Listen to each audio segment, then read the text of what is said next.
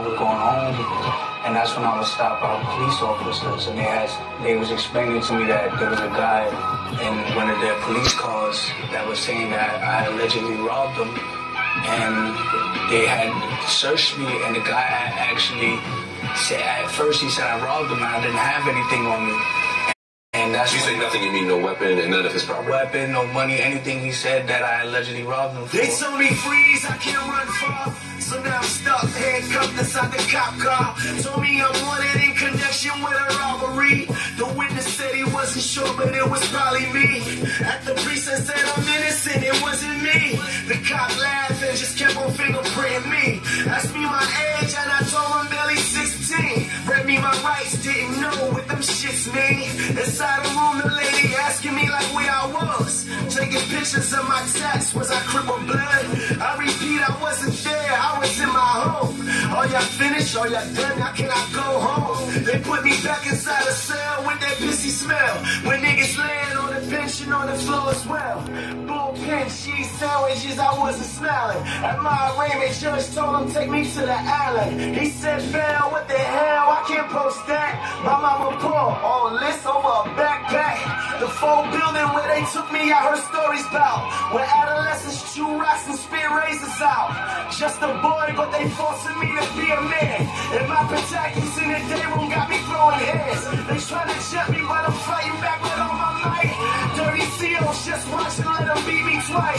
This can't be life, got me thinking I should take my own. At nights I cry, fantasizing that they send me home. I miss my family, these days turning into months. Ride to that courthouse on this filthy bus. I want my trial, but the DA say they still ain't ready. And since I fight back, they put me in solitary. 23 locked down, ain't no commissary. Write letters, staying strong, mama, don't you worry. I feel trapped, got me living what I might say. I feel darkness in this cage with a light set. Count the bricks on the wall, think I lost my mind. I can't take it lately, contemplating suicide. I can't believe I've been here 3 years past. All charges dropped, finally being free at last. My whole family is happy that I'm finally back. But what they took from me, I am never getting back. Look how they stole my childhood and they beat me sore. Coming home slightly different than I was before. It was horror, all memories at night haunt me. Waking up screaming, thinking that the CO's on me. I'm hearing voices now, I'm paranoid, who do I trust? Trying to find my way, getting harder to adjust. I can't take it, please somebody get this pressure off me. Man, I'm feeling like God ain't throw a blessing towards me. I feel it. What's going on? What's going on? What's going on? I'm super excited to have you guys here for another rendition of The Royal Couch. You already know what time it is. It's the Royal Couch time. And before we get to this amazing show we got for you today, I want to spill out a little bit of my sponsorship that I got going on. Yeah, you guys already know AD from Love and Hip Hop Hollywood. Well, she has a clothing line called Dig the Kicks. It is an amazing unisex clothing line. She has hoodies, jackets, t-shirts, shorts, dad hats, sweatsuits, joggers. She has it all. Make sure you go to that website, digthekicks.com. And when you at that checkout screen, make sure you hit that promo code and type in Royal so you can get 15% off. We are also sponsored by swagnationmagazine.com, which is the #1 independent artist magazine in the nation, also reaching 72 countries worldwide. It's a huge deal. And of course, volume 14 just dropped, and the Royal Couch has been able and graciously to grace their magazine cover. We have made history by being the first LGBT entrepreneurs to grace their cover of their magazine. So we are definitely proud about that. We are privileged, we are honored, and I thank you. So I need all of you guys to make sure you go to swagnationmagazine.com and go cop that magazine. It's volume 14. Guys, today is a show that I'm super excited about. I am honored, I am inspired, I am motivated. I'm privileged that he has taken my request to come on. He is someone that I've been meeting and wanting to talk to. I know most of you know him as Javon, but we got Deion, Javon, Browder, going to come and talk to us for a little bit and, get into his mind a little bit. And, he is the brother of Kalief Browder, and we're just going to make sure that we keep his name alive and strong, and we support and we send all but nothing but love and prayers to his family and more. So we're going to introduce and get on the line and see what he's been up to.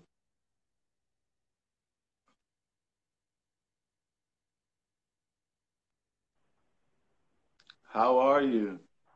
I'm good. How are you? I'm great. Thank you. Again, I am so thankful that you have accepted my request for this interview, and I'm just humbly and I'm in awe to have you here. So thank you. Of course. Of course. So before we get started, I'd like to do things a little different. If you want to spell out all your social media, I know there's a website for Kalief. If you want to just let all that be known. Yeah, sure. So we have a foundation called the Kalief Browder Foundation, which is KaliefBrowder.com. And my social account is that_fashion21. And then, of course, you can follow me at Facebook at Deion Javon Browder. Yeah, so. Well, again, thank you for coming onto this platform. I'm honored to have you. And I'm not going to keep you long, but I think that this is important. And I think, the perspective of everyone's life is important. And I wanted to get your perspective on life and just talk to you a little bit about a few things. Yeah, So, sure. We like to kind of get, before the now and kind of go before as a child, how was your upbringing and what were certain things that, you wanted as a child growing up? When we're young, we're like, I want to be this, I want to be that when I get older. What was that for you? Well, my upbringing was it was an interesting upbringing. My mom was a very structured woman. She was a very outgoing person. So we got like the best of both worlds. We got the strict, and then we also got the outgoing. So we got to see what life is really about. I was really inspired by my mom's ability to go to school and want to become a fashion designer. So once I saw that, I kind of like honed in and like really wanted to stick to that. So she was like the essence of me just saying, I really want to go to school, really want to be a fashion designer.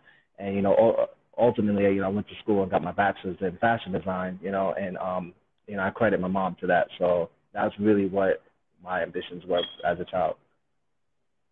That's dope. I love the fact that fashion, as I see in, your Instagram name now, that fashion has played a life throughout your whole life. And I'm glad to see that it's held you and has been that, constant throughout your life, as you can tell now. So has fashion been that for you? Like, has it held, because I know you've had, a lot go on. So has that been kind of your glue to everything?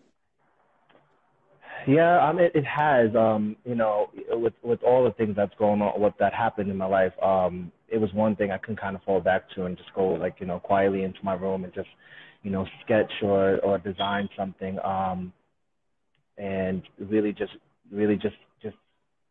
put all my emotion and feeling into what I'm doing, like sketching or designing or sewing. I think it was my outlet, and it continues to be my outlet to this day. When I'm like going through a depressive moment, or if I'm really feeling alone, I can just turn to my designs and kind of just fade into my books and just keep sketching. I know that's right. I think that's a beautiful thing. And I think people listening is going to really relate to that because, we all go through our struggles and we all kind of need, regardless if it's, fashion or art or dance or whatever the case may be, I think it's always good to have that outlet, outside of what you're going through to kind of make things kind of set in place for you. So moving forward, I know, your family is a big family and, there was trials already with, Akeem and his trials that was going on. So what was it like it for you and NYPD already? Was, you guys always in alert with them, or was it something that you knew, it was something wrong, or like just what was your opinion on NYPD at that moment? At that time when my brother was going through his situation, I was no older than probably 4, 5, 6, around that age. So I really wasn't aware, or I really didn't, I knew there was something wrong. People would knock at our door, and, like we would always get these news cameras, and my mother and father would have to close the blinds and like shut the shutters and, hide us away. But, Right. I really didn't know what was happening until I got older. And I think it was an experience to deal with knowing that we had like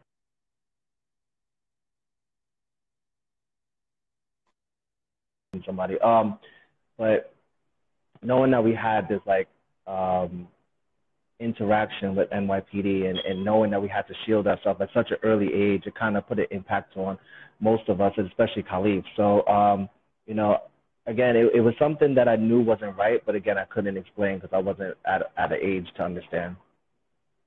Right. So, which then bring us to the arrest of Kalief, and like you said, I know there was kind of a wrongdoing, and there was kind of a sense. So, did you feel like it was a shocker, or did you just feel like it was something that you were used to the police kind of doing to not only your family but to friends and what you saw within the community? It was a shocker, but then no, it wasn't, because of course a lot's been happening out there in the streets, and you always wonder, like, is it going to happen to our family? And when it happens, I think that's where the shock comes into play, because you don't think about things like that. You don't wake up in the morning and think like, oh, this can happen to me, or this can happen to us. So I think that when it happens to you, it becomes like nah, this is not real. But then it's like it smacks you into reality the longer it goes on, and the longer you go through the process. And I think it was a bigger shock for my mom. I think my mom took it a lot different from the way we took it. Because again, I was still a teenager, and I'm like, I still didn't get the logistics of what was going on. I didn't understand what was happening. But my mom really knew what was going on, and it really affected. It just affected her mental, affected the way that she thought. So I think it was a bigger shock for her. So what was that like through your eyes, though, being home, trying to understand, Kalief is not home yet, it is affecting your mother, you have all your siblings trying to, I guess, figure things out. What is that like through a teenage eyes, and what did that do to you mentally, or if it did anything? Like, what was that for you emotionally, mentally, physically? Going to school, not going outside, all of that stuff. In the beginning, it was in the beginning it was a real big pain, because for me, I think what affected me the most was, it's one thing that Kalief isn't there, but it's another thing that to see your mother go through something every single day, and you come in the house, and I think for me, my escape was going outside and hanging out with my cousins and stuff like that. I think that was my escape into where I can just like let it go, and just be like, nah, this is not really happening, and don't think about it too much. But I think it was more reality check to come home and then see your mom, crying and asking, and she would ask herself, she would talk to herself and ask herself, like, why is this happening, and why him, and what can we do, and to have to try to comfort her and try to tell her it's going to be okay, he's going to come home, don't worry about it, it's going to be fine. I think for me it was more of it was more hurtful for me to see that she's going through something like that. I didn't have time to think about, and it's funny because a lot of people think like, well, why didn't you, what could you have done differently and things like that. And the first thing I always say is that you don't have time to think about the what ifs, because in the moment, seeing a person hurting the way I saw my mother hurting, you didn't have time to think about anything else. All you had time to do is think about, how can I best support my mother in this time of need so she can kind of, be comforted, No, I completely understand that. And as of course, I have a mother and stuff like that, and being the way I am with her, I will understand your pain, and would, seeing my mom like that would really deeply pain me as well. So, I apologize, if the questions come out a little forceful, but I want to know. You say you were going outside and stuff, and that was your outlet. What were the streets kind of talking about? Was it a lot of sense of you having to defend Kalief, and was it a lot of well, he didn't do that, or a lot of talk of what was going on anyway? Because I know a lot of other parents talk and stuff like that. So, not really, because in the beginning it wasn't publicized. It wasn't something that everyone was aware of, except for the family. So if anyone was talking, it was the family, or if anything that we, put out to gave out to people as far as friends and anyone else. But I don't. There wasn't at a point in time where we had to defend Kalief, because at the end of the day, we knew in our hearts of hearts that he was innocent. We knew that what happened to him was wrong. So again, at the time, no one really knew. It didn't become so public until, he came out and he ended up speaking his truth. So what we as a family did was try to keep it within our household and within our immediate family. So this way, it didn't get too far out to give room for speculation and stuff like that. That's completely understandable. I'm sure most families would want it that way, especially when it comes to the public and they want to, put their own input on things and so on and so forth. So with going through that, and as it's growing and as time is passing, and he's still not sentenced, or with anything, there's nothing, no evidence to prove that he has done anything, and time is going on, and then you learn about that he was in solitary confinement for 2 years, and all of this is going on. What is that again for you on the outside looking in when you're finding this out and you're a little bit older now? It's years going by. What is that for you and your family within the household looking outside?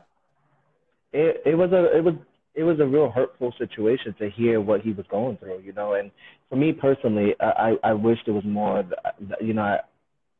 the one thing I regret is not being able to see him more in the facility that he was in Rikers. And the reason why I didn't go see him is because I wanted to respect his wishes. And me and him had a phone conversation because he would call my mom every night.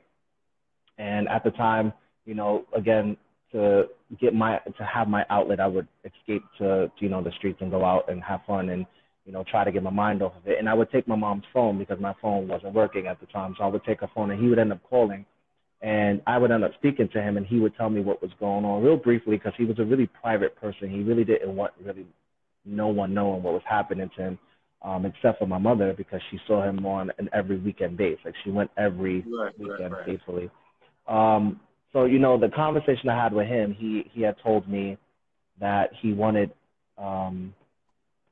he preferred me not to come see him because of my lifestyle, because I was gay. He didn't want me to go in there and cause any problems or issues for him, being of who I am.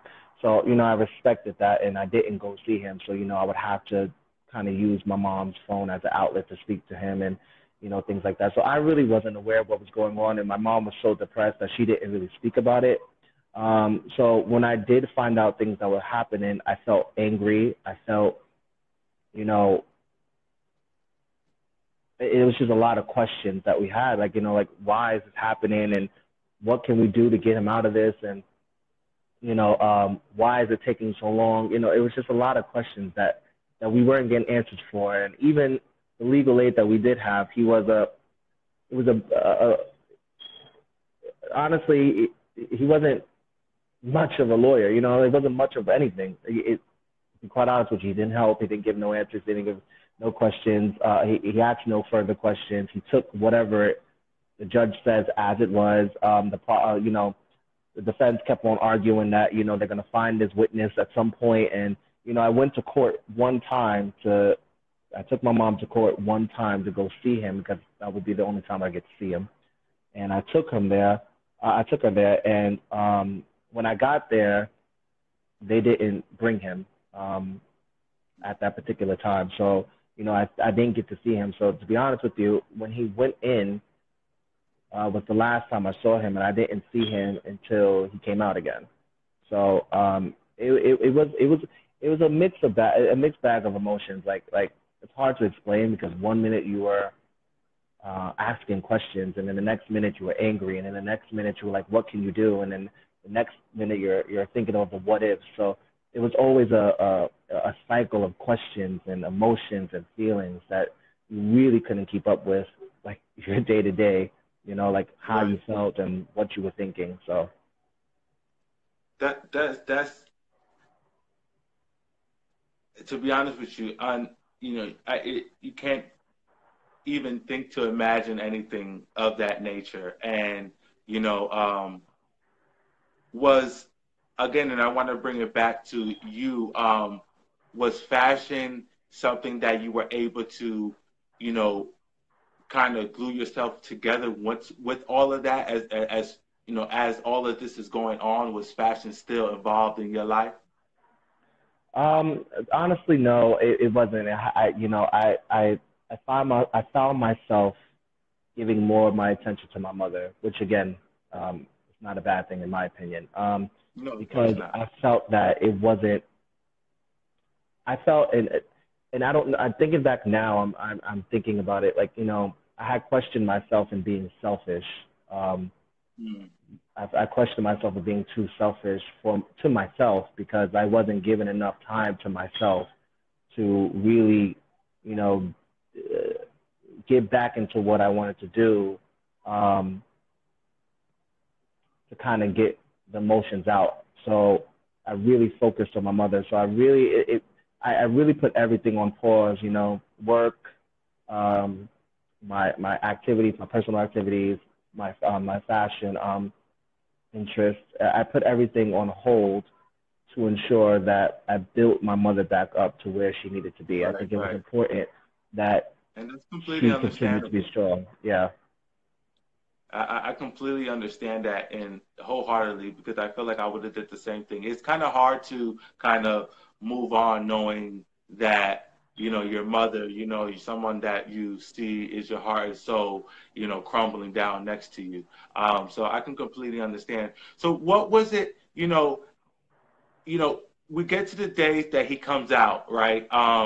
He's out and we know Kalief is out, but it's not really Kalief that comes out because, you know, going through 3 years of, especially of what he's been through in there, you know what I mean, in Rikers Island, you know,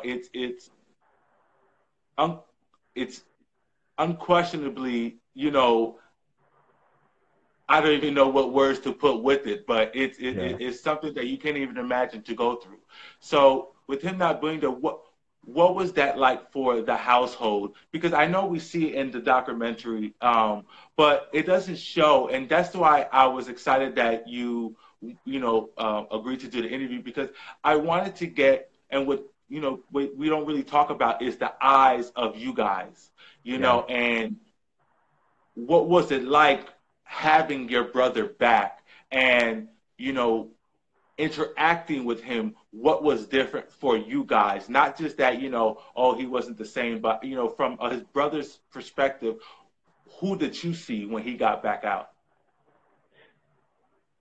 I remember it like it was yesterday. I came home from work, and it was in the nighttime. Can't remember. I would say around 6 o'clock, 7 o'clock. And I walked in, and he was sitting at the dining table eating cereal. And, I walked in happy, like excited, like to see him, like, well, hey, what's going on, and he kind of just gave me like this head nod as if, we were strangers on the street, like this little, and, I really didn't think too much of it at the time. I really didn't think too much of it.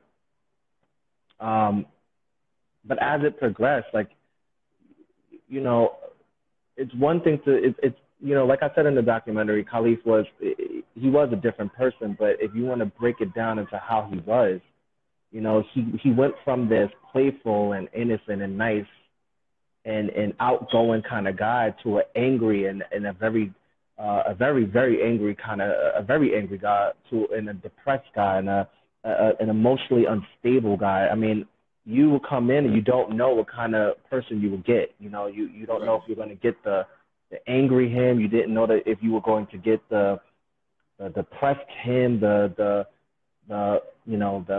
happy him. Like, he every day was something new, and I didn't understand it. I really didn't understand it. I tried to understand, and I thought at points, and just to be honest, I thought at points, he was faking, and like, why is he doing all this, and why is he acting out, and he would he would fight us individually. He would like try to fight us physically, and he would disrespect my mother at times, and and that enraged me in some points, and me and him used to get into like a back and forth at times because I didn't truly understand what was going on with him, and and then at the same time, having to build my mom up and then seeing them back and forth, it was a really dark time. Like, we would live in darkness and literally live in darkness. He would come home and he would shut every blind in the house, and he would go in his room and he would listen to he would listen to these songs, and there was this one song that he listened to that I play all the time right now because it makes me think of him, is French Montana, Sanctuary. And he would play it over and over and over. And I didn't know if that was just his outlet or I didn't know if that was his way of coping. But then he would punch the wall and he would literally punch the wall when he gets mad. And then that period of anger then turned into paranoia because after a while, things started to calm down a bit and he seemed to like get back to himself. And, he enrolled in school and he was really trying to get his life together, and that was his focus. He was determined to make sure he got his life together, and that's one thing to this day that I admire him for because he was focused on that through all the things he was going through. And then we flipped to the paranoia side of him, and there were days where, and I remember them so vividly, there was days where I would be in my house and, be in the room because at the time I lived with my mom, and I would be in the room, and he would come in. He would just walk in, no knocking on the door, no manners at all, just go burst in your room. And, he would want to tell you about his homework, and he would express his homework. And I think in that particular day, he was studying some words, and he wanted to do well on his test. So he was studying some words. And the words he was studying, he would repeat it to me, and I would have the book in my hand, and he would say the words, and then he'll get to a word that he doesn't remember, and he'll take the book back and he'll walk away and he'll go study it, and he'll come back to you and repeat the words again to make sure he got it. And I'm a fanatic with like trains, so I would be in my room playing this train simulator or whatever, right? And as I'm playing the game, my laptop is open, so he's speaking, and he would get paranoid and tell me to close my laptop, like close your laptop. They're listening to us. Close your laptop. I don't want no one to hear our conversation. Or I could be on my cell phone, or I could be watching a video or something, and he'll freak out, or he'll come to you with all these stories about how he's on Facebook and people are watching him, or people are speaking to him, and it just got crazy after a while. Like it would get so crazy. Like you didn't know what was happening, and on this particular day, I'm in the bathroom, and I'm getting myself ready to leave to go out, and he comes in, and I had my phone on the sink open, listening to music, and he was talking to me, and he looks down and he sees my phone, and he swore that I was recording him, and like recording everything he was saying to send to the cops. And he just started crying and he was like, not you too, not you too, like as if I'm, a part of, the whole Whatever situation. conspiracy So it like, is too. yeah, Right. so that's what was going on in the house. That's something that not a lot of people knew that was happening in the house. And I know we briefly touched on it in the documentary, but really didn't dive into details in regards to like what was really happening in the house. Yeah. Right. I could imagine, and I could imagine the mental strain that had on him going through all of that. To have him even thinking, because being there in Rikers is you 24/7 have to watch over your back. You know what I mean? So I can just imagine the paranoia kicking in, and it being that because as he got out, he tried to get his story out so that people would know what was going on. So now you have all this notoriety and you're somewhat of a public figure now, and everyone is looking at you. So I know that kind of played into the paranoia as well, where everyone is staring at you. Oh, that's the Kalief guy, that's this guy, whatever the case may be. Cops not really liking him because he's kind of putting a bad name on their reputation and different things of that nature. So um, I can imagine why he had the paranoia, and it hardens, it saddens me a lot because this happens every day, Yeah. and we don't realize until we watch the documentaries or until it's too late, unfortunately. And we have to let someone, and excuse my French, but we have to let someone, pass away or get killed by the police or something for us to cause a commotion, for people to wake up and really realize what's going on. And I think we shouldn't have to get that far. It should be stopped a long time ago. You know what I'm saying? And that's what your family is doing now with the Kalief Foundation, and I think that's so amazing what Akeem is doing, and what your mother was doing after the death, of your brother. Can you speak a little bit more on that and what you guys are actually, accomplishing, and what is your mission? Well, overall, our mission is to one. We want to pick up where my mother left off. I think, very big, very big shoes to fill. Let's start there. She wholeheartedly believed in changing the system. She wanted to ensure that his story would continuously be told, and she was a huge advocate of the banning of solitary confinement um, for minors, and she fought that through. She fought to see it through, and I'm glad that she lived to see it. Um, you know, I think it's all about keeping their memory alive and ensuring that no child has to go through what my brother went through, and that's what she truly believed in. Like my mother truly believed in the justice of Kalief, and though the justice system failed both him and her, she truly believed that she can make a difference in changing the justice system, and she died trying. And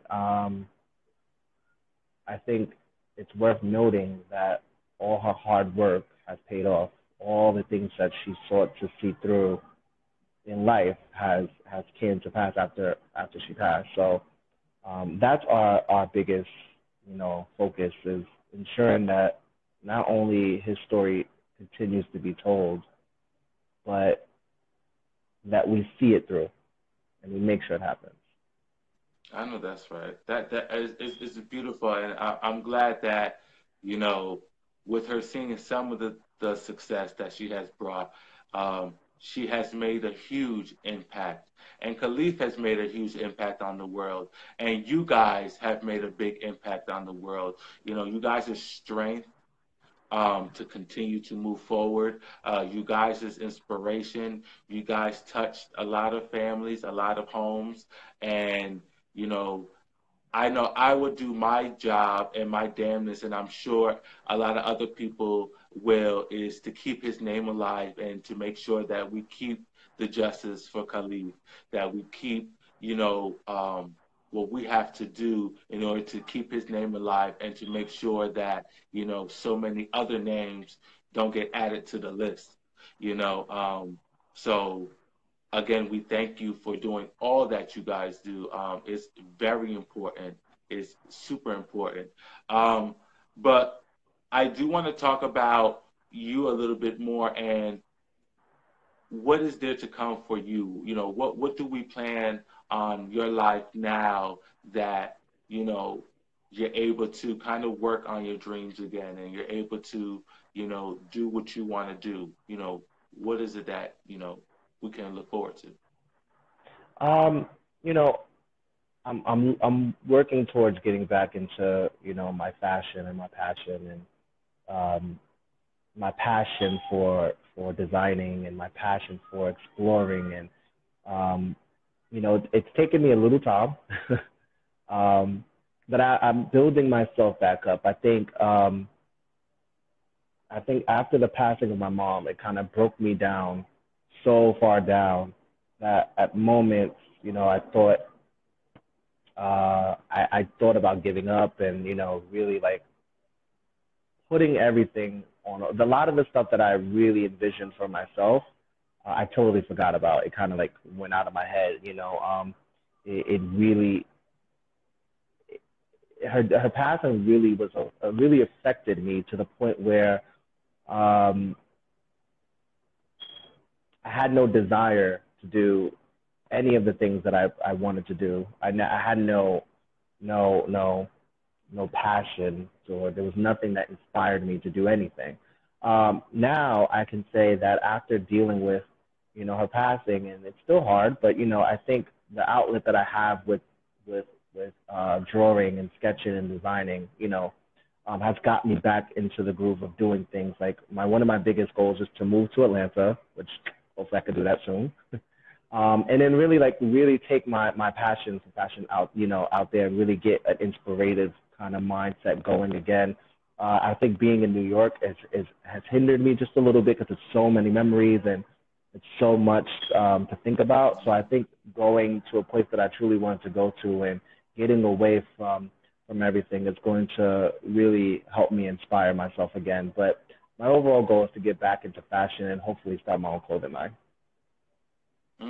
That's going to be amazing. I know that's going to be really amazing because you have a lot of story within those fingertips, and I know that's going to just come out within your clothes, and that's going to be, I know your collection is going to be a beautiful thing. So I really much do look forward to that, and I do give you nothing but support and success, and I'm willing to, however, help I can, and whatever advice I can give. I know a few people in the Atlanta industry and within the fashion industry in Atlanta and stuff like that. So, I would love to be able to, even if it's just sending you over some contacts and, you seeing what you can do with that, whatever the case would be. But honestly, you have been amazing, and this has been such a beautiful, beautiful conversation. I don't like to say interview. I like to say conversation because I feel like, it's better to have a conversation than an interview. I feel like interviews are so scripted and so, Yeah. I like to just have a conversation so we can just, get really deep and into it. So I honestly want to say thank you, and thank you for telling your side of the story and, what it is through your eyes, because I feel like, a lot of the time it is about Kalief and it is about keeping his story alive. But, the people, it's just as important to hear you guys' story as well, because you all have a story within the story, because you Yeah. all have different perceptions. You all experience different things in your own livelihoods, and you all felt different ways because of it. So, I thank you for telling your side of the story and just letting us dive into your heart and your soul just a little bit. And again, I'm honored and privileged to have done so. And I appreciate you for giving me the opportunity to tell my story, and I appreciate you for having me on. No, definitely, definitely. You are now a part of the Royal Couch family, so I would love to keep up with you and with your anything with your clothing line, anything I would like to help promote, you know what I mean, anything to do with the Kalief Foundation, like I would love to help any way possible. So again, all love and support to you and all your family, all your siblings, and it's all love. And thank you again. Honestly, thank you. No, I appreciate it. Thank you.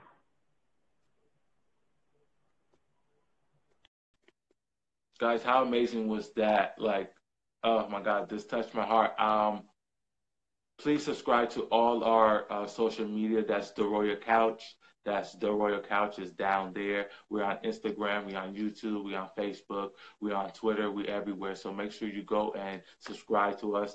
This will be also on all our other social media platforms to catch this interview. If you missed it, you can catch the rerun when I put it on YouTube tomorrow or when I end this live. Thank you for tuning in.